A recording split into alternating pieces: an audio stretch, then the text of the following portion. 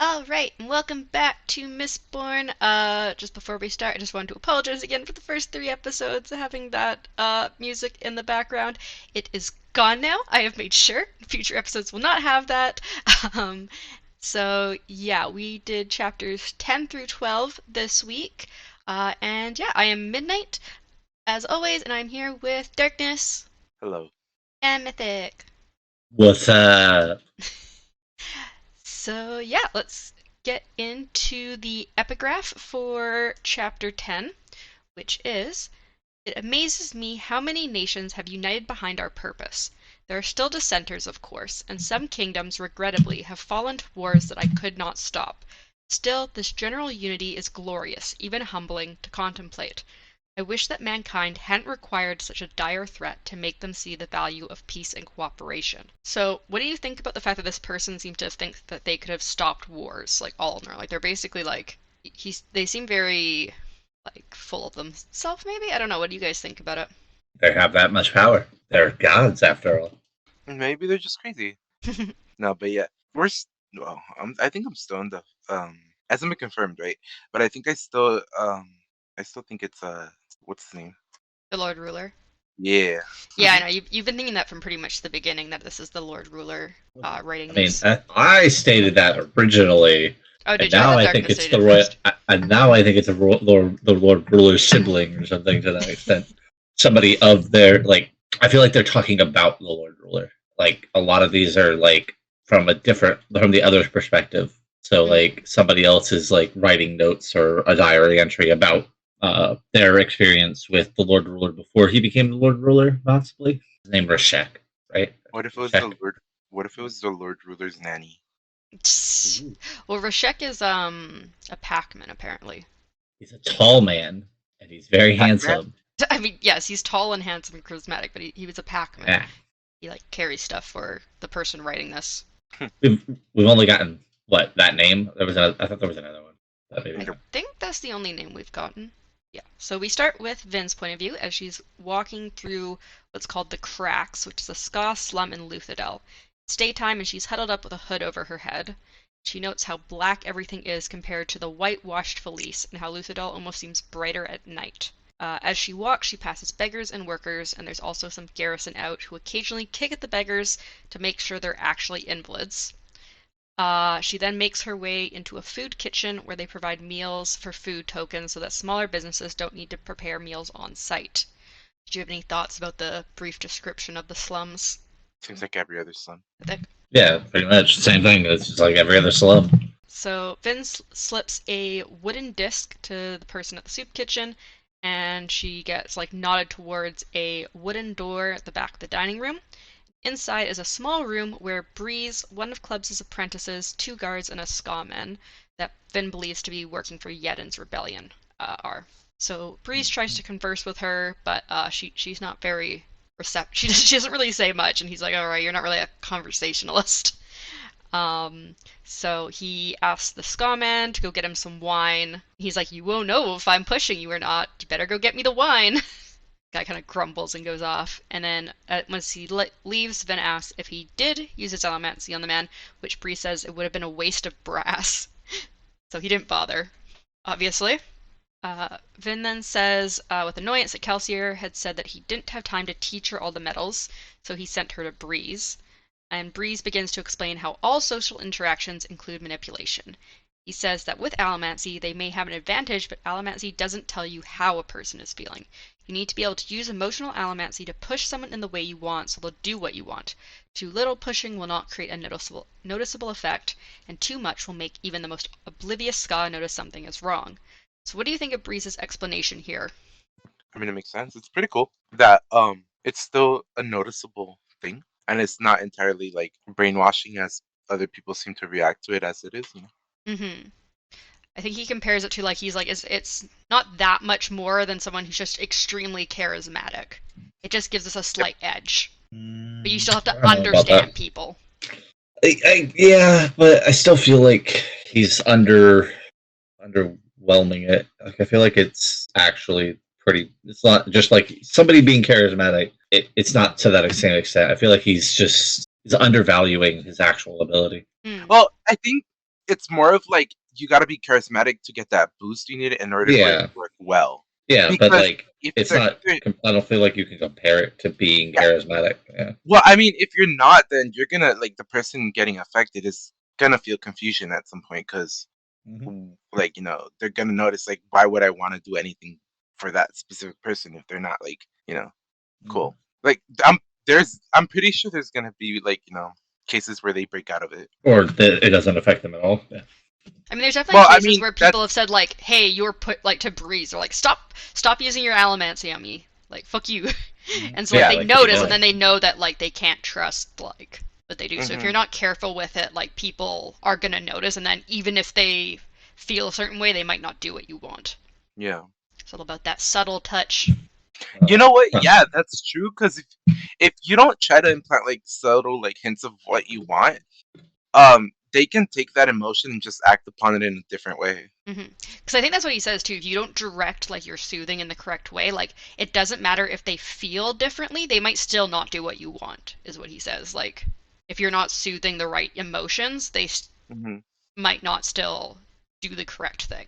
Anyway, so the Skyman then comes back with a bottle of wine for Breeze, and Vin begins to burn copper, and Ham walks into the room. He comments that the rebellion can't afford wine like that, but Breeze says Calcio will reimburse them as he can't work on a dry throat. Ham then confirms that there is an escape hatch with Tin Eyes watching, and Tin Eyes watching the area. Plus, Cubs' apprentice, who he learns named Cobble, is smoking the room. They have a few more minutes before Kel's speech is to begin, so Ham begins trying to speak to Breeze, who shuts him down. But Ben wonders what he wants to discuss. So Ham goes into his questions about whether it's good or evil to overthrow the final empire. he gets a little upset because Vin's like, "Does it matter if it's good or evil?" He's like, "Of course it matters." It amuses Breeze that she's just like, I don't care. So Hannah says it matters. So Vin says, well, I guess it's a good thing because he's like oppressing people. And Ham says, there's a problem though because the Lord Ruler is considered God, which Vin again doesn't care if he's considered God or not. And when Ham seems upset again, she agrees that this is what the ministry says, and Breeze cuts in and says the Lord Ruler claims to only be a piece of God, a sliver of infinity. So what do you think about the Lord Ruler only being a piece of God? Do you think this is true? And if so, what is the real God? What is the real God? Because if he's only a piece of God, like what is God then here? Uh, God is a figment of everybody's imagination. How can someone be a sliver of God then if God doesn't exist here? Because you can be a sliver of a non-existent thing. Because everybody is a sliver of a non-existent thing. They believe themselves to be something that they might not actually be. What do you think, Darkness? Um, I I think it mainly has to do with the like back event sort of thing. The stuff in the past, Before the the Ascension. there you go. Yeah, I don't know. I feel like it's connected to that, and I'm pretty sure it's gonna be connected to snapping too. I have a question for you, Mm-hmm. Midnight. What if? Okay, so what happens when an Allomancer dies?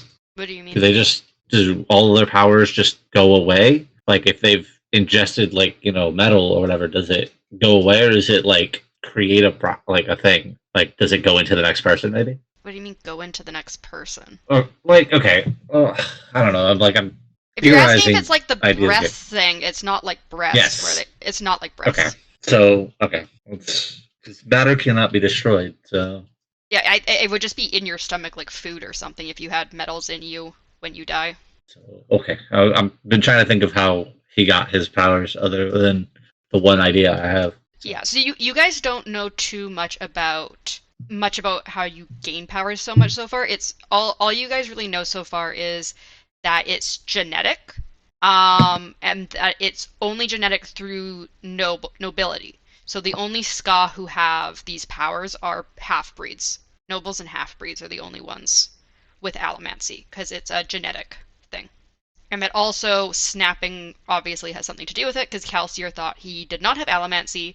Then something happened to the pits and he says he snapped, and then he now has allomancy, which he was a half breed, so he would have it in his genetics because his brother's a misting and he knows that his father was noble, I believe. so maybe that means that Mistings could all become Mistborns if they snap. I I don't think know. the key to knowing what him being the that part of the god or whatever The sliver of is infinity, yeah. it's The Tarisman, what's his name? From the epigraphs, the Roshek? No, the one No. now. Seist? Yeah, I'm pretty sure he's gonna spit out some religious shit about something, and it's gonna be like hinting towards all that, and I'm just Well, gonna be like, yeah. Well, we do learn briefly in chapter 12 that Seist does know a lot about, it sounds like the religion behind the Lord Ruler, just like he knows about all the old religions as well, because he apparently teaches Vin a little bit about that.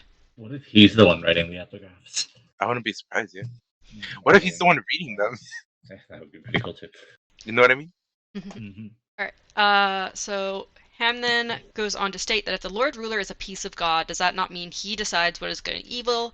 And Min states that he's giving her a headache, and Ham says no one will have an intelligent conversation with him. Cobble then says Kelsier is here, and Ham tells Vin to think on the question as he leaves the room. So, do you think that because the Lord Ruler is part of God, that they are doing evil by opposing him? There are evil gods. Yeah, I mean, I don't think godhood sets good and evil. Like, just because you're a god doesn't mean you define what's good or evil. Yeah, well, I mean, most of it is just perspective based. So. Well, of course, of course. I mean, what's the quote is history is written by the victors. Yeah. So I mean, Maybe it's a little bit of like a Susan situation. I don't know. That would be really interesting that the Lord Ruler is basically just like this person that everybody's put up on a pedestal, but he has no real power, I guess, per se. Would be pretty cool. I feel like Kelsier has kind of made this pretty abundantly clear that one, he's seen the Lord Ruler and talked to him at some point or something, has had an interaction with him, and he still hates him. So I feel like it's not like, oh yeah, he's, this childlike person that is being controlled.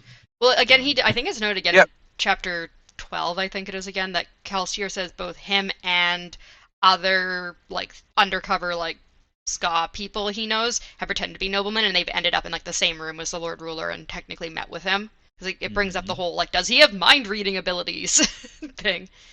And Kelsey's like, I don't think so. I was leaning more on the fact, less on the fact that he has child mentality, and more on the, like, being reborn thing, like a different person every time. No, more like that he's being misinterpreted. Or manipulated? You're saying like he's being manipulated? Not manipulated. Technically, because my thought process is like, what if Kelsey's not even good, and he's like doing all this shit just to manipulate people against. Do you think Kelsier might be the true evil? I think it's a possibility, like a big one, because like we have all we have to go on is based on like what we know about like in the surrounding people and like Kelsier. Like we have no guess as to like the true nature of the Lord Ruler or whatever. So after all, he could be good, and Kelsier could just be manipulating everyone. Maybe something went wrong during like whatever the snap is or some shit. He's like, you know what, fuck it, I'm gonna overthrow everything. And he's actually evil or some shit, but you know. So we then get to. No, I like your theories. It's just it's just like I'm thinking like, imagine this is what's happening, and the Lord Ruler's just like, why the fuck is everyone against me all of a sudden? Yeah. So Breeze and Vin then move to sit near the peepholes into the dining room, and Vin watches Kelsier walk into the room in a ska outfit, although it's cleaner than the rest of the ska in the dining room. As Kelsier begins to speak to the room, Breeze begins explaining how soothing and writing can be used to create the same effects, except in extremes, since people usually are experiencing multiple emotions at once.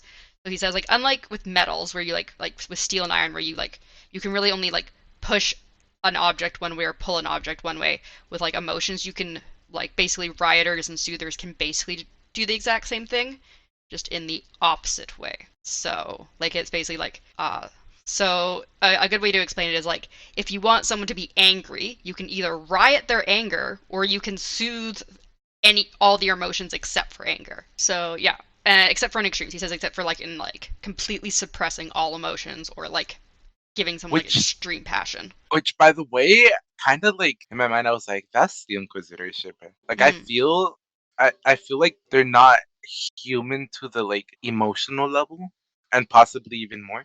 Like I feel like they wouldn't. I feel like they would like have emotions like shut off, because they would be inefficient if they had emotions and they were the Inquisitors. So you think they like either have no emotions or like very like dampened emotions? Yeah, I feel like they're just like soldiers, like mindless soldiers. They Not are the mindless, like lifeless. they have yeah, but like they have Mhm. intelligence and all that. But like they're just emotionless, most likely because of the use of soothers and rioters, I guess you could say. Mhm. Yeah, so this is yeah where they actually start using the term rioting because I remember the like that one part in the book for some reason my book said raging I'm instead of back. rioting. Hey, did you hear what we were talking about? Yep, I was watching on my phone. And to that standard of what you're talking about, Steel Inquisitor's darkness, I don't believe that's true. That there are just some mind like dampened people. They were having conversations, and they seem to have some sort of emotion. To at least to me, like they don't seem as if like they're just mindless, but they seem to be like they're devoted. I guess is the best way for me to explain I it. I feel mean, like you can still have proper conversations without emotional investment. yeah, true, but I don't know. It just seemed like they were. I mean, they weren't emotional, like but it didn't seem like they were as mindless, It's because I didn't mean mindless as in like, oh, lifeless and shit like that. I meant Hmm. mindless as in like emotionally like unavailable people. Maybe just You like know? no empathy type thing, Yeah. more so. Mm, I mean, that would be great for a soldier. No empathy. exactly. Why else would they have like a soldier that can be manipulated easily, you know? So Breeze then tells a man named Rudd to send out a blue server and explains to Vin that his people are mixed in with the crowd and know what emotions to soothe or riot based on the color the servers wear. So the soothers will dampen emotions not needed, and rioters will inflame the emotions that they do want based on the color. And I think he explains at one point that blue is curiosity. And so Kelsier then begins his speech, and Breeze sends out a server in light red. And Vin tries to feel the soothing, but then remembers that Clubs' apprentice is there using copper. Vin notes that Kelsier is less flamboyant than usual as he speaks, and one Ska near the back eventually says Kelsier is a fool for wanting to try to defy God in his own city. Kelsier replies that the Lord Ruler can't kill him, showing his scarred arms before leaving the room. Bree says it was a bit dramatic, and brings back the girl in red and sends out a girl in brown. Yedin then gets up to speak, and Bree sends out a girl in green. Breeze also works on Yedin's emotions in hopes of deflecting from his stupid voice, is how he puts it. Finn turns off her copper again and focuses hard to eventually feel the slightest hint of Breeze's soothing. She notes how Kelsier's soothing is like a punch in the face, which, damn, Kelsier, you need to work on that. um, and but Breeze is incredibly delicate. The riders in the room are also delicate, but slightly less so than Breeze. Finn gains some respect for Breeze and is finally happy that Kelsier had her come to learn from him, as Kelsier can't be a pro at every metal. She decides she wants to convince Kelsier to let her meet with the other men to learn from them too. And then, as Yedin finishes his speech, Breeze sends out a server in bright red to leave them feeling passionate about the speech. He notes to Vin that although the emotions will fade as they get farther from him, emotions are strongly tied to memory, so they'll remember how they felt in the moment. So how did you feel about Breeze's whole kind of display there with the crowd? I thought it was cool. Breeze Like is sexy as fuck. picture Breeze. We've sent a Oh, picture of Breeze we've previously. already yeah. Have Breeze, we? yes, Breeze is 100% in here. It's probably I far up. felt I felt like it did, but I don't think I cared enough. Oh my god, Pretty sure like the how could very you not care about first Breeze? time we saw him. Yeah. How could That's you why I not didn't care. care about Breeze? Oh my god. Yeah. Also, do you agree that it'd be good for Vin to learn from each of the different Mistings in the group? Yeah, for sure. Better than, you know, taking it in Yeah, because as she taking it says, all like in one go. yeah, as she says, like they're all kind of more specialized, so they understand the one power really well. Whereas Mistborns are more like jacks of all trades. Yeah, So, Jack of all trades, master of none.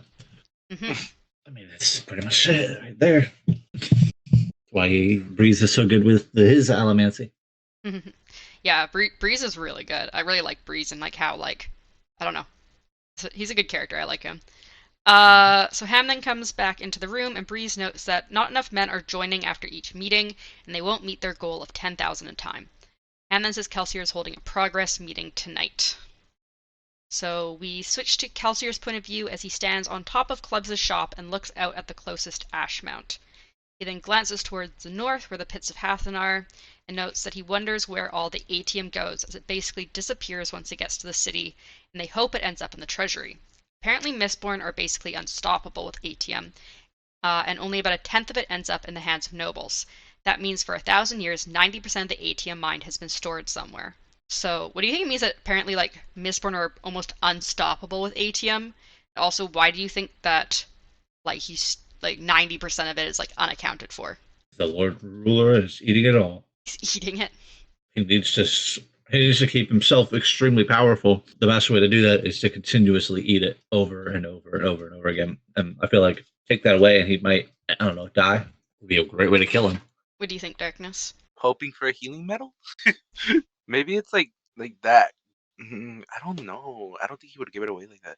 I keep thinking like, what if it's like that thing that keeps him like alive for that long? Hmm. So you think on the same regards as like Mythic, where like that's why he's been alive for 1,000 years? Maybe it's just if that's how it works, I don't think he would just give it out. Like even if it's just a 10% or whatever. Maybe it's more along the lines of like it gives you multiple of the abilities. Interesting. Yeah, I feel like it just enhances your ability, but uh, something tells me that like he continues to use it. Like, why hoard it if you're not using like if he's even if it's just you like say you use one bead a day or something like that, and you have like thousands of them, you Hmm. could just keep doing that, just keep eating it once a day, and then you're Right? always powerful. And because he only hands it off like very rarely to these other people, they don't see the whole benefit of it extending your life because they're only getting so much, so that it's not really extending their life. But since he's been taking it for thousands of years or whatever, he knows it does, But I definitely think it enhances your allomancy or something to that extent, makes you like super powerful. That's why Mistborns are insane with it. Hmm. Were you gonna say something else, Darkness? If he's really consuming all, how the fuck is he eating that shit? Like all of it. Like he's gonna spend One beat most a of his day. life just eating. Yeah, Oh, one beat a day. I mean, that's not that. one piece a What? day. Yeah, like what if one piece is enough to make you powerful for 24 hours? You know what I'm saying? So you only need to eat it And once per day. then, It'd then be the like taking plan, a pill every day. then the plan to fuck up the dig site is not gonna do much. No, not at all. But I mean, they don't know that. Yeah, If that's Kelsier knows here that he's that's if just that's true. hoping the ATM's in the Yeah, treasury. They have no idea if it's actually there or yeah, they not. have no idea where it's at. They just know that 90% of it isn't distributed to the nobles. Also, wasn't there like some creatures that they could call upon or some shit, like an army they had or something? Oh, the Kolos that they've vaguely mentioned and haven't really described. I think Wait, so. they mentioned what? How did they mention? There's briefly mentioned back in Uh, previous chapters during that's not what you meetings said. that the Lord Ruler has You said Kolos. you said vaguely. Vaguely, sorry.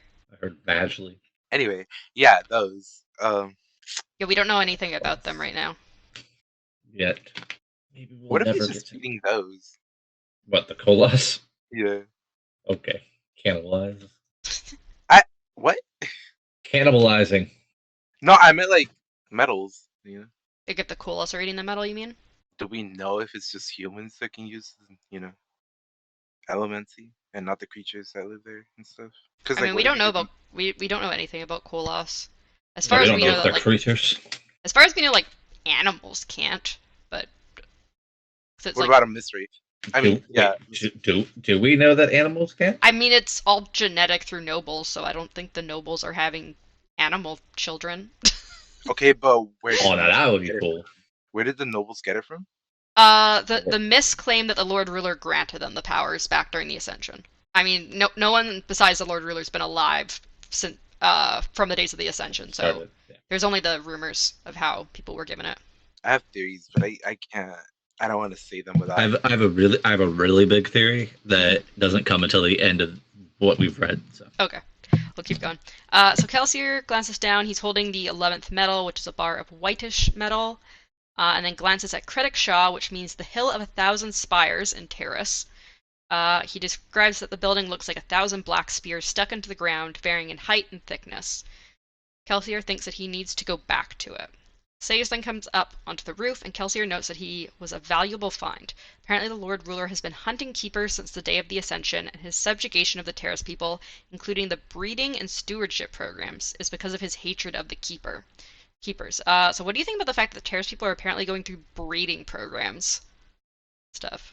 who's going through breeding programs? Real So quick? apparently, Kelsier mentions here that The Lord Ruler has been subjugating the Terrace people, including breeding and stewardship programs. But who are they breeding? Is what I'm saying. Like, The are they Terrace trying to people. rebreed? Yeah, so they're trying to make more of them. It sounds like they're. I don't think it's really much of a spoiler. They're basically controlling the breeding of the Terrace people because the Lord Ruler is annihilating these keepers. Because knowledge is power, and these people seem to have a lot of power. Terrace people are like the terracemen, right? The ones that are Yeah, tall and Yeah, la la la la. yeah, that's Seist. Okay. tall and rugged. I'm putting things together from the epigraph for Yeah, me too. my big thing that I'm about to say when we get to the end. Yes, the Terrace people have been around from before the Ascension. And they know more than he wants them to know. And I believe it's implied that the Ska nobles are basically like people from like the countries surrounding that area as well. So Kelsier then thanks Sazed for coming to Luthadel and is surprised when Sazed says that the Lord Ruler for some reason fears the Keepers. He also mentions that Keepers have powers that are not allomancy, but something else. So what sort of powers do you think the Keepers have? Okay, so is he 100% sure it's not Allomancy? He says it is not allomancy. But like if maybe it's just not what he's used. But I don't know. I feel like it's very close, kind of like the dancing thing in the last book, So you think it's like where it draws from the same type of power, but it's a slightly yeah, different method of yeah. using it? I feel, or in this sense, probably it might be a different like metal or something that nobody knew about. I guess because nobody's tried it. That gives them like extreme knowledge. Kind of.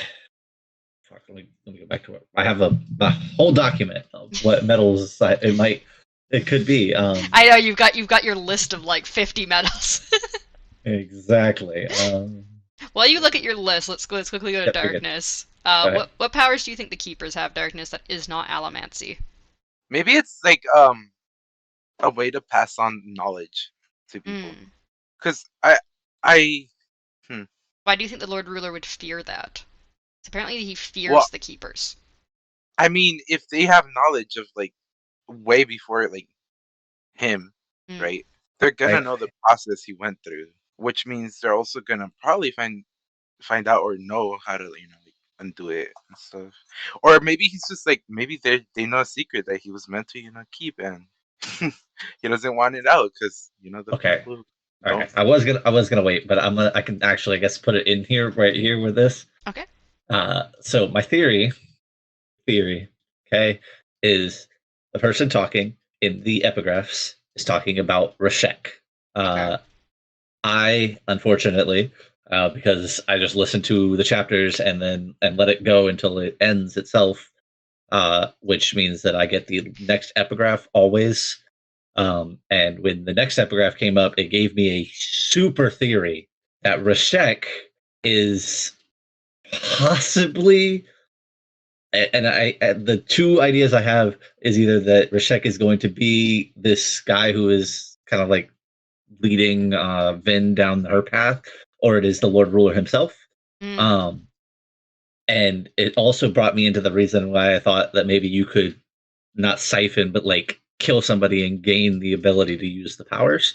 Um, but if that is true, if I'm right and Rashek is actually the Lord Ruler, he is killing people because he was a terrorist and he knows that terrorists are super powerful in their Mm. knowledge and all of that. And if people have like on my list, I have gold as the site from to see this in the past. Mm-hmm. So like if gold was the reason, and they could see, and the reason they know all this knowledge is because they can see into the past to see all of that. They would then know the Lord Ruler's true identity and that possibly kind of like going on darkness thing, how he became the Lord Ruler, and the darkness that comes in from the dark that came from that past of that. And he knows that because he was also a terrorist, if I'm right, if he's he was a terrorist, he knows that they have that ability to do that, to like see into the past and know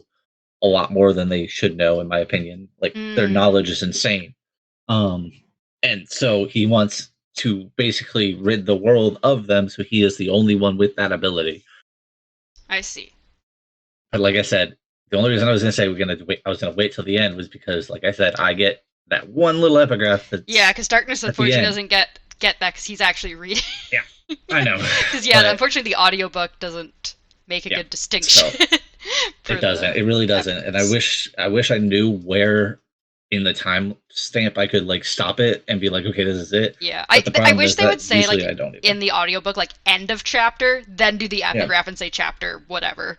Well, apparently, I looked it up, but apparently the epigraph is it's technically like I guess it's a before, like it's before it says chapter whatever, Yeah, it it does. says I think the we epigraph is explained that before. too. So it The thing so is it though, it even though it's before where it says the chapter name, it's still technically the start of the chapter based on Mm-hmm. how the yeah. very first chapter is and how the very last chapter is. Like it's definitely the start of the chapter and how the page Yeah. breaks work.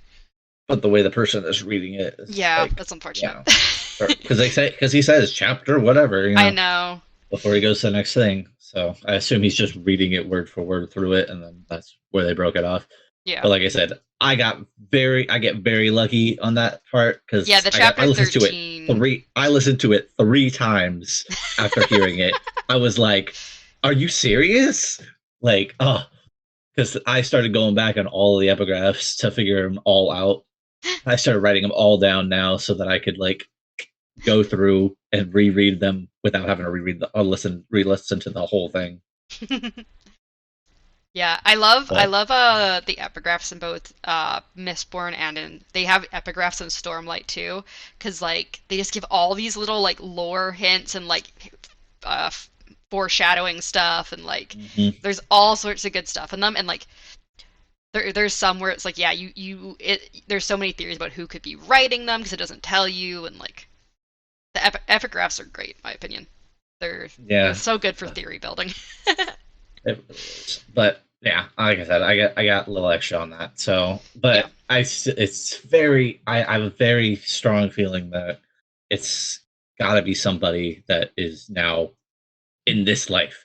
And I've narrowed it down to those two people, mainly because we don't know anything about this other guy, the one that's leading Vin and teaching her how to be a noble.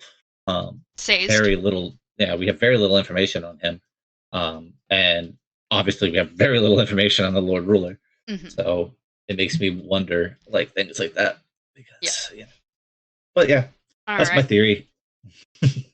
So back to the chapter. We then go into Kelsier asking for a religion about power, and so Sazed talks about Jaism. So in Jaism, the followers were particularly devout, and he explains that the religion was founded by a single man whose name was lost to time, but people called him the Jah. He was murdered by a king for preaching discord. The Jas thought that they earned happiness from devotion and were known for frequent and fervent professions of faith. They also ended every sentence with praise the Jah, which made them very easy to find once the Lord Ruler ascended to kill them off, because they'd be like, oh yeah, I'm not a Jah, praise the Jah.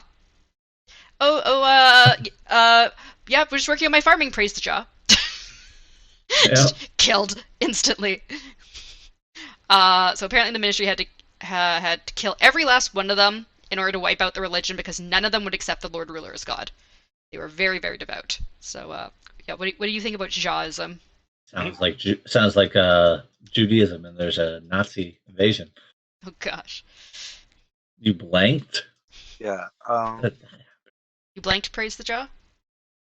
Yeah. Praise the Jah. Praise the Jah. There's no job. Wow. Well, I mean, we all know you don't have a jaw. Praise the Jah. Praise the Jah. No, this can't be a thing. Oh, it's gonna be a thing now. Praise the Jah. No. Say, you had no thoughts on Jahism? Praise the Jah. Oh my god. What about you, Mythic? How do you feel about Jahism? Praise the Jah. I think Jahism is very good. Great. Praise the Jah. Praise the Jah. Uh, This is gonna go crazy. I thought it was. Somebody's gonna go crazy. I thought it was funny, Loki. Praise the Jah. Nah, when I first read it, I was like, why wouldn't they? I mean, like, it makes sense because they're super loyal and stuff, right? You're Or killing your maybe own religion. They gotta praise the jaw though. Like you can't just not say praise the jaw. God. Sacrilegious. how dare. So Sazed then says that he doesn't ask Kelsier to convert because he doesn't feel this religion suits him. Kelsier says Sazed is getting to know him too well. Apparently, the religions lasted much longer than the kingdoms, and some religions even lasted into the 5th century. Kelsier states that what people have lost now is passion, and they don't have faith in the Lord Ruler, they just fear him. Kelsier then admits he doesn't know what he believes in and jokingly asks if there is a religion that worships slaughtering noblemen, which Sazed says no, and he then jokes that he should found a religion that supports slaughtering noblemen. Yeah. And then Kelsier says he'll be down in a minute. So what are your thoughts on Sazed and Kelsier's kind of relationship here? I was like, he's gonna fucking do it, man. Like, He's gonna make a he's religion. gonna do it. He's gonna found the Yeah. religion. Yeah, I agree. Praise the Jah. Praise the Jah. Oh my god. At first I was like, oh no, he does know a religion that does that. You know? What were your thoughts, They seem Mythic? Oh, sorry. they seem to like get along really well, so I'm just wondering how long they've known each other. A I don't while. really know how long they've known each other for. They've known each other for a long time. They were womb buddies. They were what? Womb buddies?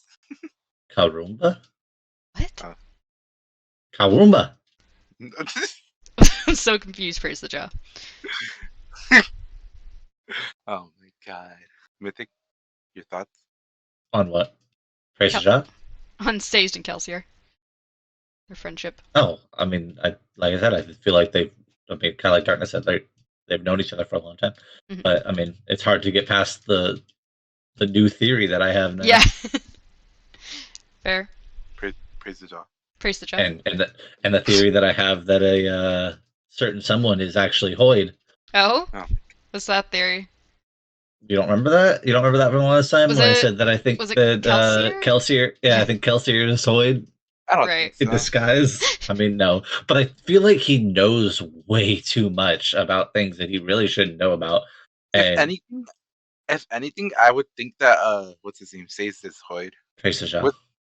With the amount of like stuff he just knows and seems to want to spit out at people, like that's what I was saying earlier. Like, what if like they're just reading the epigraphs or whatever? What if the person is like what if it's actually someone reading it and we're just taking it as us reading it, but in the end it's like, oh, they closed the book in this, and it's actually like what's his name? Sazed. Yeah. And Hoyd. It's actually Hoyd. Hoyd's reading the book. Exactly. Yeah, that was my thought process there. Like how he ended the fucking thing where he was looking through the pool last one. Mm-hmm. Yeah. It's just gonna be Hoyd closing the book. And then the what is it? The endless or whatever is gonna be like right there with him. They're gonna be like buddies and shit. And then they'll praise the Jah. Yeah. Oh, great. Well. So we then go back to Vin's point of view as she studies Marsh from the corner of her eye. He looks a lot like Kelsier, but more stern. She then glances over at Mistborn and waves him over and asks if Marsh is a nickname, which he replies, nodding without the call of his parents, which apparently just means no. It means it's not a nickname. He then replies, he wasing one though, meaning he did have one, which is apparently Iron Eyes, but people stopped using it because he seemed too close to be referencing a Steel Inquisitor. So we sit here and talk about the whole praise the Jah thing, right? And like how they have to say that. What if kind of like that, this dude can only speak like this, and there is no way he could change his speaking? Like, it would be like praise the Jah, but on a completely different level. Oh, we got him. We got him. He wasn't one though, praise the Jah. No, I'm not saying he was one of them, but no, I know. Like, oh yeah. I was just combining them. Mm-hmm. So yeah, did you have any new little thoughts on Mistborn's or Marsh? Are you excited to hear him constantly speaking like this? Constantly, yeah. He's gonna become the main character of book 2. Don't worry about it. I hope Oh not. my god. The whole book will be written like that. Why would you say that? Praise the jaw. Praise the jaw. Praise my jaw. uh, so Kelsier then arrives, and Ham mentions that that in 12 weeks they've only gotten 200 men. Kelsier asks if Doxson can have more meetings, but Yen states that it might draw too much attention. So Kelsier decides they should work on some of the nearby towns and asks Breeze to split his team in two, which Breeze is kind of like hesitant about. He's like, I guess I can make it work. They also bring up infiltrating the Ministry, but Marsh says he needs more time. Vin then speaks up and mentions Theron, whom Cameron had been working with previously, had contact with a lesser obligator who was open to bribes, and that they could maybe sneak Marsh in as an acolyte from the obligator's chapter. Breeze then brings up that there is word of the 11th medal out, and Kelsier is happy about that. Vin notes that the way Breeze speaks make it clear that he doesn't seem to believe that Kelsier can kill the Lord Ruler. But Kelsier insists he has it handled and says he even plans to pay the Lord Ruler a visit in a few days. So do you think they'll be able to pull off everything they need to for this plan? No. Yeah, no, a lot of things are gonna go wrong. Also, I was thinking, what if like that religion was a bunch of dentists? Praise the jaw. The guy who founded the religion was actually a dentist. And everyone just mistook what he was saying. He was saying raise the jaw. Open the jaw. And they're like, no, praise the jaw. But yeah, I don't think the plan's gonna work out in any way. It's gonna be funny to. Well, I feel like this is a out left field theory that Kelsier is going to die. I think Kelsier is going to become the new evil. Also, I want to see what's in the. What if both are correct? What if he dies and then is reborn as the new evil? Also, what did you say you wanted to see inside of what darkness? The pits? Oh, inside the pits. Yeah. I think it'd be a cool little field trip. Nice little PTSD field trip for Kelsier. Yeah.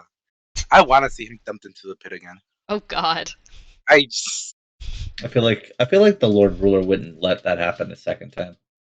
You're like, no, you just gotta get beheaded. We're not risking this a second time. I would still dump him there again. Damn. Just for the PTSD fun. So then Uh-oh. Sorry, I just thought of something evil.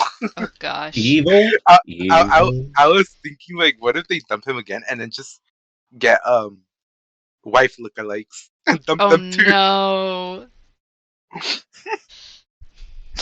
Poor Kelsier. So anyways, then a man comes into the room and whispers to Ham, and Ham tells the group that Kammen's lair has been found by the Ministry. That's where we end chapter 10.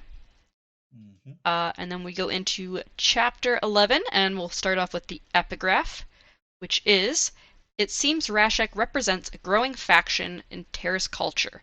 A large number of the youths think that their unusual powers should be used for more than fieldwork, husbandry, and stone carving. They are rowdy, even violent, far different than the quiet, discerning Terrace philosophers and holy men I have known. They will have to be watched carefully, these Terracemen. They could be very dangerous if given the opportunity and the motivation. So, what does that make you think about Rashek and the powers of the Terracemen? Already said my theory. Yeah. All of this just solidifies it. What do you think about the fact that apparently their powers can be used for fieldwork, husbandry, and stone carving? I don't know about the stone carving part. That kind of throws me off, but it makes a lot more sense. What do you think, Darkness? I mean, technically, the knowledge thing still works. So you think it's more like knowledge of these things, and that's how they use it for those? I think it's more of like knowledge can be shared or passed on. Because, like, I mean, if you like, if you try something and you fuck up, and then you try it again and you're slightly better, and you teach that, like, you pass it on to someone else, they're gonna be at that level and stuff. So we then have Vin's point of view as they stand in front of Kammen's lair. Kelsey and the others are blocking Vin's view of inside, and Kelsier tries to say that she may not want to look, but she just stares at him and he eventually lets her by. The floor is littered with corpses and the smell of death hangs in the air. She notes that she has seen a lot of death over the years, but none had the same amount of intentional butchery. Limbs were separated from torsos, and broken bits of chairs and tables are speared through the chests of several corpses. And there is blood everywhere. Vin I forgot all about this, to be honest. Did you? Yep. I was like, what is... Everyone's brutally murdered. All of her previous thieving crew. So Vin finds that she just feels numb. These people had mistreated her, but they'd also hadn't sent her to the whore masters, and they'd fed and sheltered her. She notes that Reen would have been disappointed in her for feeling sadness, but she had always cried whenever they left a town and the people she had known, even if they hadn't treated her well. Doxa notes that the carnage had been done by an inquisitor. So what do you think about how these men were murdered? Interesting. Well, she comes up with a solid theory. So So Vin then notes that Kelsier had brought Sage without hesitation, even though men like Breeze, Yedin, and Clubs had not been brought. She wonders if he is a warrior, but doesn't know how he would have learned as Terracemen are carefully brought up. Kelsier then notes that this isn't good, as an Inquisitor would only get involved if they had a particular interest. Vin then notes it's because of her, but Kelsier insists it's because of Kamen, not her. He then asks if she is alright, but she says none were her friends, and Kelsier mentions that response is a bit cold-hearted. Do you agree that Vin's being cold-hearted here? no. Yes. Oh, 100% cold-hearted. Yeah. Like, really? yes, you become cold-hearted when you get treated like shit. I thought it was an appropriate response. I mean, I agree. I didn't say it wasn't an appropriate response. It's still cold-hearted. So you think it was deserved, but also it's a bit fucked up. Yeah, these people are dead though. Like, of course it's cold-hearted. They're not just dead; they're brutally murdered and dismembered. So Vin wonders how a single person could have done this much carnage, and wonders if the Inquisitor had help, but then remembers Kelsier mentioning that they don't know much about what Inquisitors can do. Ham then comes into the room and mentions that no one seems to be watching the place, and Kelsier says they left it to be discovered. Vin then... On purpose. Yeah. On purpose. Yep. They wanted it to be discovered. Yep. So Vin then goes over to Sazed as she sees him mumbling to himself. He says he's speaking a Kazi death chant to entice their souls free of their flesh so they can return to the Mountain of Souls. He asks Vin if she wants to know more about them, but she says not now and asks if he believes in that religion. Sage replies he believes in the truth behind all of the religions, even if they contradict each other, as every religion needs to be remembered. He also states he chose that prayer as it seemed appropriate. So do you have any thoughts about the fact that Sage says he believes in all the religions? That mentality right there made me really like him. Oh yeah. But then I stopped liking him a little bit after. Yeah. Who, Sage? Yeah, it was just ups and downs with him. I like Sage. Sage is probably one of my favorite characters, right? Yeah, I liked Sazed a lot too. Sazed, Marsh, Breeze. I know you secretly like Marsh, Darkness. We'll give you that idea. Because I feel like every time he's brought up, you get really uncomfortable because you don't want him to die.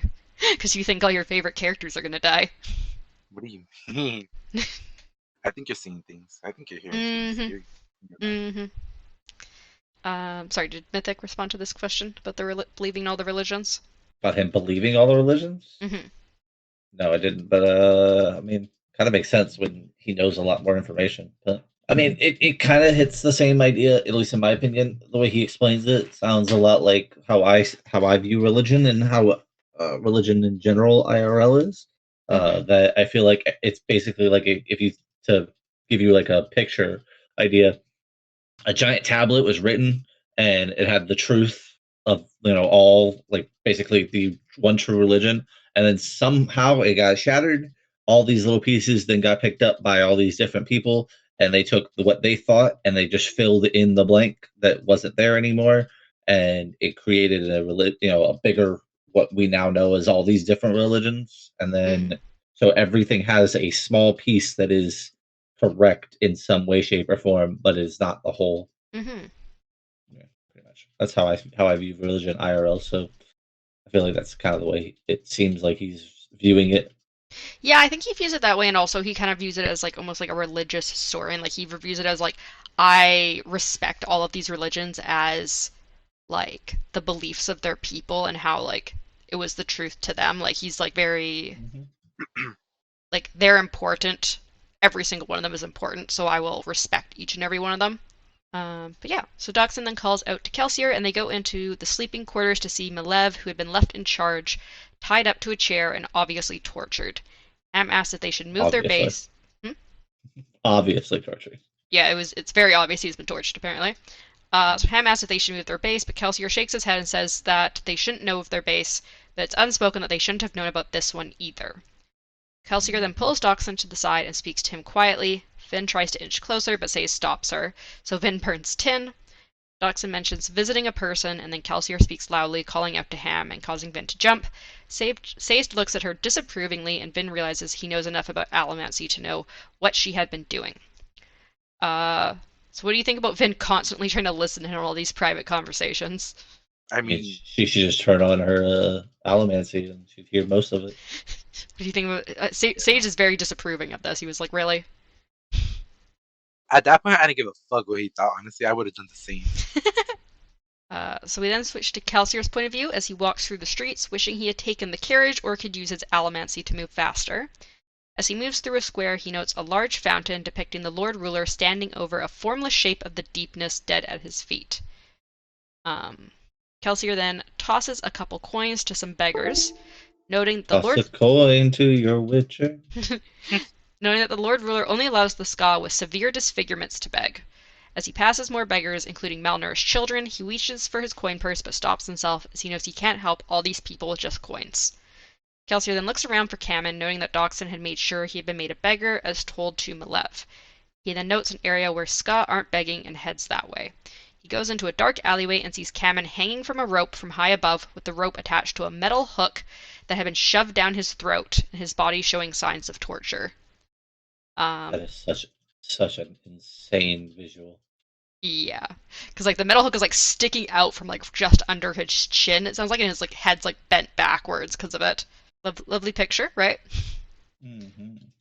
So he then hears a noise and Steele pushes coins out, causing Vin to cry out and push back on them to deflect them. He quickly pulls Vin into the alley and asks what she's doing there and that it was dangerous. He then notices her subtly using emotional allomancy on him as she cringes away from him.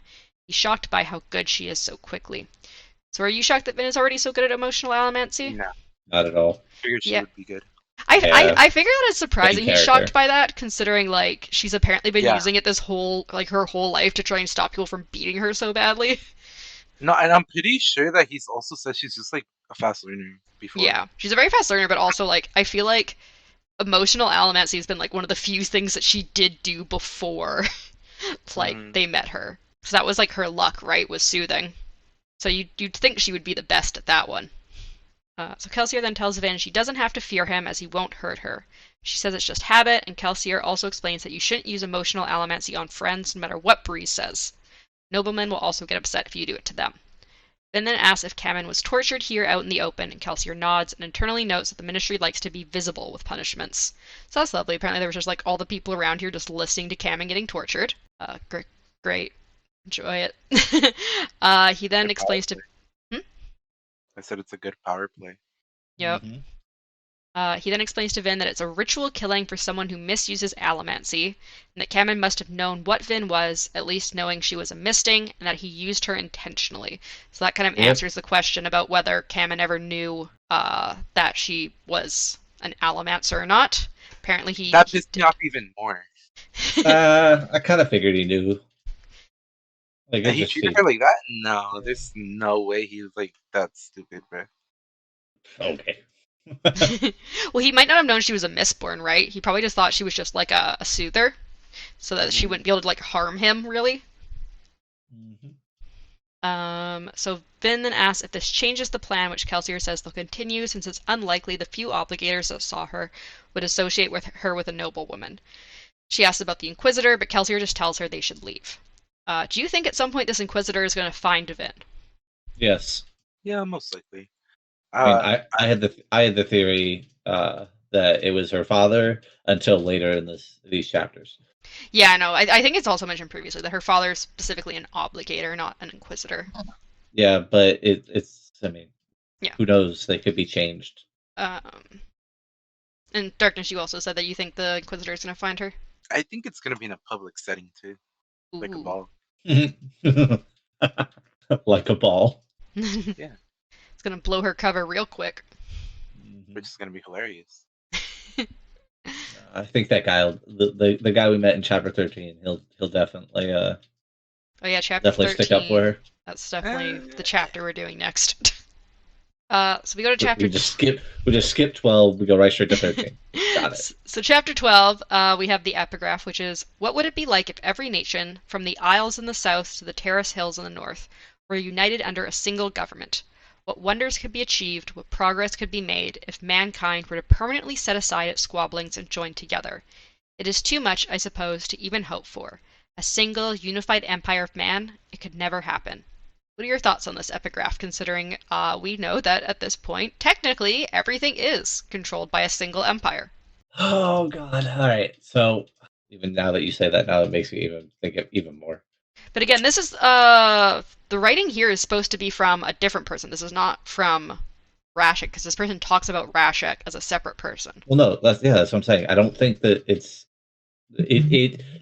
puts my theory of it's somebody related to the Lord Ruler writing about the Lord Ruler into perspective. I think Rashek is the right. That's the word.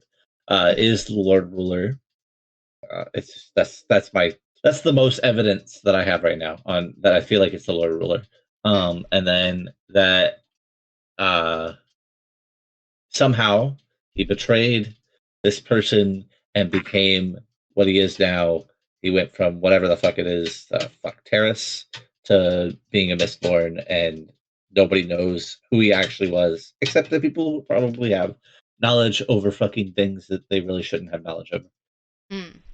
Do you have any thoughts, Darkness, on this epigraph? I kind of just took it in the way that is like still the same person, you know, um, the Lord Ruler. Hmm. Yeah, I think I'm gonna stick to that until like I have a better theory. Okay. You think Lord Ruler is writing it? Is that what you're saying? I Darkness? think it's in the Lord Ruler's perspective. I gotcha. So it sounds like Mythic thinks that Rashek is the Lord Ruler, and you think it's the person who's talking about Rashek is the Lord Ruler. So we start this chapter with Vin staring at herself in the mirror while wearing a noblewoman's dress. She finds it difficult to walk in and feels exposed in it. However, she does note that it causes quite a transformation for her. She notes that with the jewelry she is wearing and the 3,000 boxings Kelsier had given her, she could live for decades if she ran away, and wonders why she doesn't. Green's training had told her the men were fools, but she was enticed by the offer Kelsier and the others provided. In the end, it was the thought of a group of people who actually trust each other, and she had to know if it lasted or if it was a lie like Green whispered it was in her ear. Do you think the trust of the crew will last? No, What do you something's mean? gonna happen. I feel like Her something's gonna make him doubt. her trust of the group? No, she's wondering if this because she's never seen a thieving crew that actually trusts each other before, so she's saying that she wants to see if they actually will continue to trust each other, and that's why she wants to say whether this sort Oh of no. dynamic can last. Yeah, things are. I already said things are gonna go wrong. Mm-hmm. It's gonna go horribly wrong. Horribly wrong. Yeah. So we then skip to Vin being in the carriage, and Kelsier drops by unexpectedly, although he had apparently told Sazed he would do this, and he claims it's Mm-hmm. for surprising him in the alley last week. Vin asks how she looks, and Kelsier says it's a perfect disguise, which Vin notes that it doesn't feel like the answer she wanted to hear. What do you think Vin wanted to hear there? You look so good because I'm in love with you, Vin. I don't know. That kind of made me uncomfortable. Like I low-key did like my thought process did go there. Like, did she want him to say that she looked pretty? I love you. You do realize there's like a 20-year age difference between them, That Mythic? I love that's you. why it made me uncomfortable. First off, I know plenty of people who have been in love and there be a 20-year age When one of them's difference. Okay. 16? Yes. Uh, Six. First off, this book has been raping children this entire I mean, time. yes. And you're going to draw the line at this 16-year-old having a feeling about somebody older than her? Nah. Now, when the book then explicitly says or shows the sexual intercourse between Oh children, God. that's where I might draw the line. Oh But God. when you're implying it in the first place, and then you're like, oh well, this younger woman might actually have feelings for an older man. Nah, I ain't drawing the line there. Anyway. We in a whole other culture right now, right? So Vin then asks why they don't use informants instead of having her go in as a spy, and Kelsier says informants will be trying to learn their motives, and also that they get their information from servants who won't be able to overhear the most important conversations.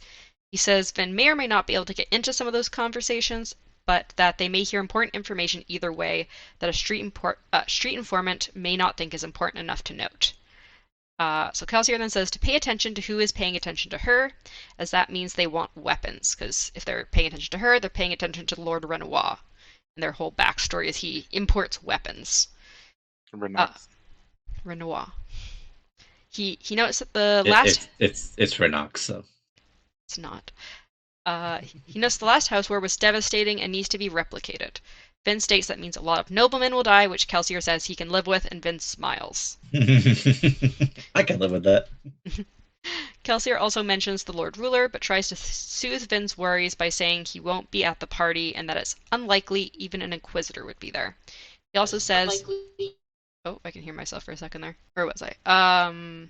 He also says even if Vin were to meet him, he can't read minds, although he then says he doesn't actually know that for sure, but if he can do that, he doesn't do it all the time, since he and others have pretended to be nobles and have met with the Lord Ruler before.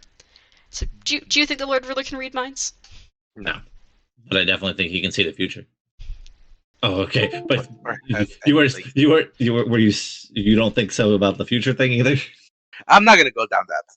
Oh, okay. I thought that's what you were saying when you said I don't think so. But yeah. I was like, oh, finally, darkness. You're going against one of my theories wholeheartedly. I mean, he's going against your theory that Rashek is the Lord Ruler. But he's not wholeheartedly on it. A lot of your things in my mind, but I'm just like, let me just say them. Say them. Put them out there. Put it out there. No, I don't have enough information for that. Put it in the ether. So Kelsier then changes the topic, saying they need to introduce Lady Valette Renoir, and that she won't need to do anything other than make an appearance and leave when Sazed tells her to. He adds that he'll be watching and listening nearby before going off into the mist. We then skip to the carriage arriving at Keep Venture. Finn stares at some outdoor lights, and that they have mirrors directing the lighting towards the keep. Sazed, however, tells her that ladies don't gawk, and she ducks her head back into the carriage. Ladies don't gawk. Once the carriage stops... They do gawk. I was thinking that. Yeah, I know you were. Once the carriage stops, a Venture footman opens the door, and a second one holds it a hand.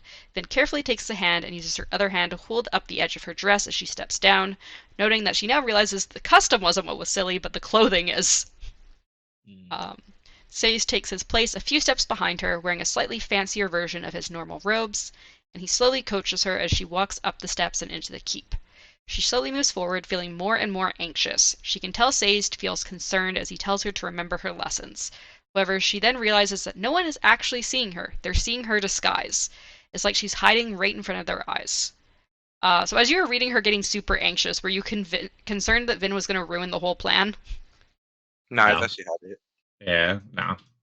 Alright, so Vin instantly relaxes and remembers the training Sazed had given her. She hands her shawl to an attendant and then goes into the main hall. Sorry, my throat. The Venture main hall is 4 or 5 stories high and several times as long as it is wide. There are enormous rectangular stained glass windows along the wall, and the lights from outside shine on them, causing multicolored lights in the room. Between the windows are massive ornate stone pillars, and below the pillars and windows, they cut off like about 1 story off the floor, and there's tables that run along the ground under the overhang. There's also a balcony with a table for Lord Straff Venture, as noted by Sazed. Sazed also mentions that the lights outside are called lime lights and can be heated to high temperatures without melting. So what are your thoughts on the description of Keep Venture? I'm getting a better perspective now that I know how the city looks like and all that, right? Mm-hmm. Oh, I know how Luthadon looks like, right? Mm-hmm. It gives me a better idea of the structure and the general areas. The contrast in how the streets would look and how I assume the palace looks is it the palace? Was the palace? It was, right? Yeah. It's the keep. So Credit Shaw is technically what you I guess would consider the palace. It's like the Lord Ruler's keep. This is House Venture's keep. Yeah, that's what I was saying. The ruler's keep. And then but who ventures into the keep though? But then comparing that, the streets, and the current setting for the ball, the contrast helped me picture it way better than if I didn't know how the streets look. Yeah, because I think even outside the streets, like there's not really like all the plants are like brown and everything. Like there's not Yeah, really much that's color what in I the was world. thinking So about. all of these Yeah, like colored lights through the stained glass are probably like super like unique. yeah, that's what I was picturing because you would assume it'd be like super clean. It's a ball and everything, right? Yeah. Yeah, you'd assume the balls are pretty clean, you know. Oh my god. Um. yeah. What did you think of Keep Venture Mythic? I don't know. I just keep thinking about venturing into the keep now, but um, I mean, it seemed like a decent place, I guess. I made sure to write down a big description of it since from all Hmm. the way back in Warbreaker, you guys would get mad when I did Hmm. to describe rooms. Well, You missed a couple. You probably missed a couple of stuff anyway. I pretty much wrote this word for word from the fucking book. Okay. I'm interested in the glass. The stained glass. Yeah, we'll get to Uh, more about the stained glass soon. yeah, that's pretty cool. So to Finn's left is a string orchestra for couples to dance to, and to her right are serving tables where serving men dash to and from to bring food to tables. Sazed approaches a serving man with Finn's invitation and asks for a small, solitary table. He explains to Vin that she just needs to be seen tonight, and the table will indicate her as single. He also advises her to eat slowly, as men may ask her to dance when she's done, but that she can refuse them and it won't be taken as insulting since she is new to the court. So Vin sits at the single chair at the table that they're led to, and Say stands behind her. She notes that there is room behind the tables for people to pass by, and some people whisper and point towards her. Vin also notes many obligators around, and that they almost seem like chaperones. Glancing away from the obligators, she notes the scenes depicted in the stained glass windows are religious. In many of the windows is the deepness, represented in violet, since black doesn't work well on stained glass, and generally formless with tentacles. Finn then wonders what the deepness is and why they depict it as formless. She wonders if it's a scam the Lord Ruler made up, or if it isn't, how he defeated it. So, what? Any new thoughts about the darkness now that you've seen that fountain from earlier and these like stained glass windows? I think Darkness is a really cool person and a great streamer. Deepness, not darkness. You said Darkness. Did I say dark? I'm sure I said deepness. You said darkness. Fuck. I meant deepness. What do you think about the deepness? Well, it goes pretty deep, so I think it is something that came with the Lord Ruler, rather than something he defeated. Mm. mm, you think the Lord Ruler created the deepness, the The darkness? deepness though is Maybe, mentioned in the epigraphs, which are yeah. supposedly written before the Ascension. Hmm. Supposedly, That doesn't mean it didn't come with him. or that he is the deepness. Yeah, that also works. I Also, don't understand what I'm supposed to do. The Terrace philosophers claim that I know my duty when the time comes, but it's just a small comfort. The deepness must be destroyed, and apparently I'm the one who can do it. It ravages the world even now. If I don't stop it soon, there will be nothing left of the land but bones and dust. So, if my theory is correct, mhm, and that Rashek is the actual uh, Lord Ruler that we know today, mhm, uh, and maybe he is like something. What's the way to say this? That the terrorist people are actually the deepness. mhm, They don't know that, but like that's like whatever their power uh is some way tied into being this thing called the deepness, and then he thinks he needs to defeat it. Rashek, the Lord Ruler, kills him, meaning the deepness actually wins, and then mm. victory is, or not victory, history is written by the victors. So he just claims, hey, I'm not actually, nobody knows what happened. So he says, oh, hey, I defeated the deepness, but really he defeated the person who was supposed to defeat the deepness. Interesting. What if This is all going on the theory that Rashek is actually the Lord Ruler, but what if the deepness is just a really old, really big mystery? that would be pretty cool too. Interesting. Yes. Um, Also, are you surprised that Vin doesn't know what the deepness is? Like, it's not obviously like a common thing to know No, what this deepness is. I mean, to reference it to uh, One Piece, it's like the Void Century. Everybody knows it exists, but nobody knows what it actually is. I mean, I was surprised because he's like supposed to be God that did this great thing, but they don't know what the great thing is. It's always described as formless, and apparently it has tentacles.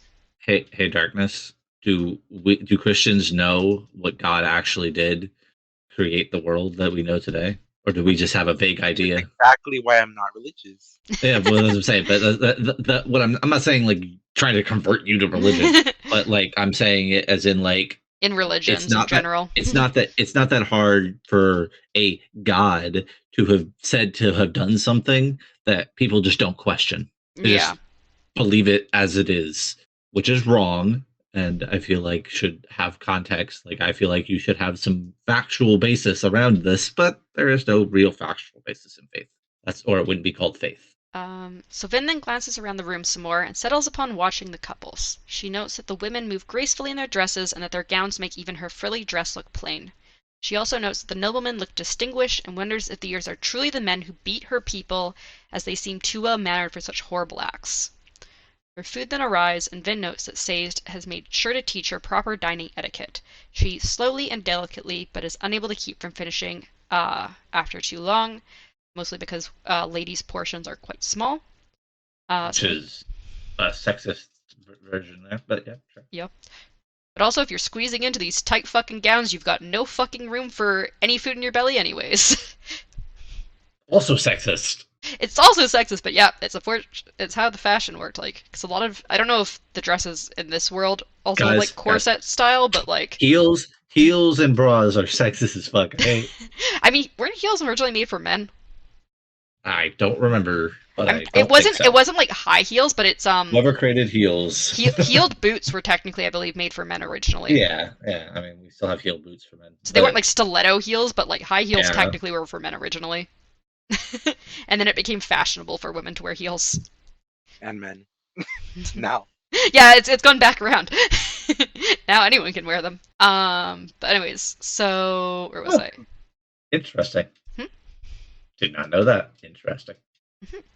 So only a few minutes later, a nobleman named Lord Rian Strobe asks her to dance, which Vin turns down. Sayes notes she did well, but she'll have to dance with him at the next ball she attends. He also notes that there is a ball nearly every night, but they'll only have her attend one or two each week. Or I think it's actually, sorry, not one or two. I think it was two or three each week. So what do you think about the fact that there are balls like pretty much every fucking night? They're a bunch of nobles. Of course, they're gonna have fucking balls larger than most people. Did you see Darkness? Um, Yeah, darkness. that's in my head, I was like, that's excessive as fuck. I would get so tired of that shit so fast. I I mean, they don't mean, all have to go we to meet a every character time, who's apparently tired of it. right? Yeah, the one that we meet in 13. Yeah, Uh-huh. I was gonna guys, try we and get a picture learn some ready. new shit every day. This is crazy. Um, but anyways, so Sayes then says he needs to go have his dinner in the steward's area since she is done with her meal, and that she'll be fine on her own. He tells her she's made no major mistakes so far, and the minor ones will be discussed later. He then says to sip at her wine but not drink too much, and to decline any men like she did the first one until he returns. So We'll after discuss your ill issues. So after Sayes leaves, a few other men ask her to dance, but eventually it seems word gets around that she isn't dancing tonight. She remembers the names so she can tell Kelsier later, and then she eventually gets bored and tries to figure out what the obligators are talking to people about. She burns copper and then tin and listens as one man swears that he'll tell another about his engagement before anyone else, and the obligator notes it and takes some coins. So, what do you think about this nobleman's interaction with the obligator? Bribery. I was thinking along those lines actually. I'll bribe you not to talk about it. I promise. I'll say it later. It's like when a guy cheats on a woman and then her best friend finds out. She's like, "You have to tell her," and he goes, "I'll tell her later." Okay. Sure you will, because cheating is such a good thing for somebody to want to tell somebody else about. So Vin then notices that one of the obligators in the room is her father. Reen had taken Ugh. her once to see a peek of her father at least once, although she hadn't been sure why he wanted her to see him. She had memorized his face anyways. So, do you think Vin's father knows of her? And also, considering Reen didn't Yeah. say their father, do you think they are just half siblings? I'm pretty sure we've been over that. Yeah, we talked about it a little bit, but like it's kind of a little more kind of like specified here. Well, then, yeah, they're half siblings, and I think he does know, and she doesn't know that he knows. Hmm. Yeah. That's Yeah, I kinda agree. I think I definitely think he knows, or yeah, that he knows who she is for sure. Oh, okay. I didn't know if I My mic went out again. No. No. You know that happens to me too. Like where we answer, or I answer, and then it's just silence, and I'm just Well, like, I oh don't want man. to like interrupt because sometimes, especially darkness with you, you sometimes like pause to like collect I your do thoughts and then keep think and going. stuff. Yeah. So I like try and Mhm. give a bit of a break so that I Yeah, don't like I interrupt just you. I just wanted to make sure that my mic didn't go out again because it does that a lot. Yeah, no, I just like to give a little bit of a pause so that I'm not like in case either one of you wants to cut in or like if you're pausing to like collect your thoughts or something. I try and Nah, wait a second. you're just trying to mess with us. No, I'm Yeah, I not. agree. 100%. Just trying to mess with us. No. 100%. Gosh. Damn, why am I even here? Oh my I know, right? gosh. We should both just quit. Oh my Yeah. gosh. Anyways, Vin then notices a long balcony along one wall and asks a serving boy how to get up there. So she goes up the spiral stone staircase, having to use a spark of pewter because of her heavy dress, and eventually makes it up. She notes it's dimly lit with blue glass lanterns and has a great view of the stained glass windows.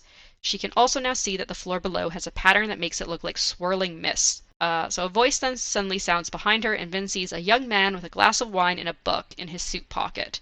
He states that it seems his favorite spot has been stolen by a pretty young girl and that it's the only spot close enough to the lantern for good reading light. New favorite character. I don't like him. Really? I feel like you I do like him, I Darkness. I thought this man was smooth as fuck. Just so smooth. Vin apologizes and says that there is room for two if she and he says there is room for two if she scoots over. He then takes out his book and begins to read, and Vin finds herself annoyed. She asks if he always reads at balls, and he notes that she's up here too and refused to dance. She states that she Only when just it gets deep. she states that she just wanted a good view and that she isn't good at dancing. He also notes she's less timid than she looks. He then introduces himself as Lord Elland, not giving a second name, so Vin isn't sure if it's his given name or family name. So why do you think Vin wants to speak with Ellen so much? Because she keeps like asking him questions and not letting him read. He's smooth as fuck. He's the only one that's like, not necessarily trying. Yeah, but he is trying. That's the best part. This man is smooth. Jesus. When he came in and he was just like, I'm not gonna ask you to dance, and then she's like sitting there huffing about it, and he's like, all right, I'll be the gentleman and go, yeah, I'll ask you to dance, knowing full well you're going to say no. I loved him. He was so awesome. So she then prods him with more questions, and he states he might not be He's a short fucking 20-year-old. So he states he might not be a great dancer either, but also that he's over partied because apparently he's attended like 500 or 600 of these balls, and he's like, yeah, I'd rather just read. When they happen so often. And so he says that he then says she isn't going to let him read, and she agrees with that, so he puts away his book. He then asks if she wants to dance, which causes her to think that he's either socially incompetent or incredibly smooth. He's incredibly smooth. He's I feel like at this point it's just like he could be both. Yeah, but he's incredible. This man is smooth as fuck. So Finn then asks what he was reading, which he says is Trials of Monument by Dilisteni, but Vin hasn't heard of it, so we get no other information about that. She then notes that the party is overwhelming, and Ellen says that House Venture knows how to throw a party. He also notes that he... Uh-huh. He also knows that he finds them to be ostentatious and that they run their servants ragged, setting up the best party, but will beat them if it isn't perfectly clean in the morning. Finn is surprised to hear this from a nobleman. So yeah, what in general were your thoughts on Elland? I thought he was cool. You thought he was what? I mean, not. I thought he was like awful, honestly. Oh my gosh. Is that what you said, really? Darkness, just say what you mean. I am saying what I mean. Mm-hmm. So Darkness wishes he could marry Elland. Yeah, 100%. So Ellen then changes the subject, stating her terraceman is looking for her. So Vin hurries off and Ellen goes back to reading. Vin apologizes to Sazed when she gets downstairs, and Sazed says they can withdraw for the night, although he asks where she was. Vin notes that she went upstairs to get a good view of the room and ended up talking to a man she doesn't think is very important. Sazed then realizes Vin was talking to Lord Elland Venture, who is the heir to the house title. Vin notes that he was annoying in a pleasant sort of way. Saysen says they shouldn't be discussing this here and she's well below his station. As they leave, she glances back using Tin and swears he's just glancing in her direction. So, do you think Vin having interacted with Ellen is going to cause problems? Probably, but also I want to see where it goes. What do you think, Mythic? I agree. I think it's gonna create problems, but not Sage in seems like very concerned. yeah. So I have a feeling it definitely is gonna create problems. Maybe it's gonna create problems for the right people. And so what do you think Kelsier means when he says he's going to visit the Lord Ruler soon? So back in chapter 11, he said he was going to visit the Lord Ruler soon. Kelsier is going to die, That'd be cool. I want that. and his brother will die right beside him. Not Marsh. Mm-hmm. Or I'm should going to be tell you buried in the now, swamp. if any of my favorite characters die in these books, I did cry. So Honestly, that one of them does. One of them does. is it So if one of them did? Honestly, I'm pretty sure I've I cried at did some cry. point. I did cry. I'm pretty sure I've cried at every single one of Brandon's books at some point. Stop. There's no way. I definitely have. Oh my I'm pretty sure I God. cried. I'm pretty sure Happy. I cried really hard during Light Song's death during Warbreaker. I cried Well, yeah, during. because Lightsong is a beast. Pretty sure I No. cried during Harathan's death in Elantris. What? Yeah, I got really attached to him at the end of Elantris. Oh my God, are you serious? And also with the That whole person? Rauden becoming a Hoed. At one point, I cried, and then yeah, I definitely cried during Mistborn and Stormlight. It's a lot. I cry easily due to books. I'll be honest. Quite I get easily in general. I get really into books and I just cry really easily. But yeah, so my last question here for this episode is: do you have any new thoughts or theories that we haven't already discussed that you want to bring up? Reshek for God, Lord Ruler. Let's Reshek for Lord Ruler. I'm gonna put that as like on a poster. Reshek for Lord Ruler. Vote for me. Oh no, this is more like setting up the stuff and less like information gathering and stuff. So Hmm. yeah, I don't think I got much. Okay. Yeah, it's fine. Probably next time. Okay. I'll probably be like, Don't make fun of me. Rude. Okay. Praise the jaw. Praise the Jah. fuck. So yeah. They're So gonna come in. They're gonna come into play much more strongly here soon. So for next episode, we're going to be reading, I believe, the most chapters we're going to be reading in any episode for Mistborn, the Really? Final Empire, which is 5 chapters, chapters 13 through 17. No. I mean, I'm done Darkness with already said. Darkness already said they quit. So No, they're not quitting. So yeah, and also we're going to be getting into part 3 during these chapters. Chapter 16 is the start of part 3. how many parts are there in this book? I think there's 4 or 5. Part 4. Okay. Yeah, 5 parts. We're going to be starting part 3. So hopefully you will enjoy that. We'll get lots more epigraphs because there's 5 chapters. So even with it being shorter chapters, it means Yeah. more So I get epigraphs. six. So I get 6 epigraphs. Got it. Well, I mean, because technically you get one less each, because you're starting with the next episode's first epigraph. So it's technically not more than normal. What are you talking about? I get 6. Oh well, yeah, you're right. I get the same amount. Because you've technically already Yeah, I heard get the the first same. one, so you still only get 5 new ones. Yeah, I get 5 new ones every time. I just have 1 extra above y'all. Can I read that epigraph? It was so good. Should we read the? No, Doctor's can read Just it. do it. No, just do it. Okay, fine. Do you want to read it, Mythic, or do you want me to read it? I do. Okay, go ahead. I know that I shouldn't let a simple packman perturb me. However, he is from Terrace, where the prophecies originated. If anyone could spot a fraud, would it not be he? Nevertheless, I could trek, going where scribed auguries proclaim that I meet my destiny, walking, feeling Reshek's eyes on my back, jealous, mocking, hating. Reshek for president. Check for president. Reshek has become my new favorite character. Oh, I think there's some good epigraphs coming in this next one. I think chapter 14 is pretty good as well. I gotta make sure I write them all down. Put them all Ooh, together chapter like a puzzle piece. 15's got a good. Oh, there's some good fucking epigraphs coming up here. Yeah. Oh, What? no, you might be right, Mithy. Yeah. You I might might also be right be one. really wrong. I could be. You're not wrong. You're not wrong. I could be very wrong. But What this just made me think is like, what if like that is the Lord Ruler, right? Not Reshek. Oh, the person. Okay. The person that is like thinking this is the Lord Ruler, right? Mm-hmm. And the Reshek is like, you know what? I'm gonna take your accomplishment, and I'm gonna be the Lord Ruler. I'm gonna slaughter you right here, right now, or have you captured.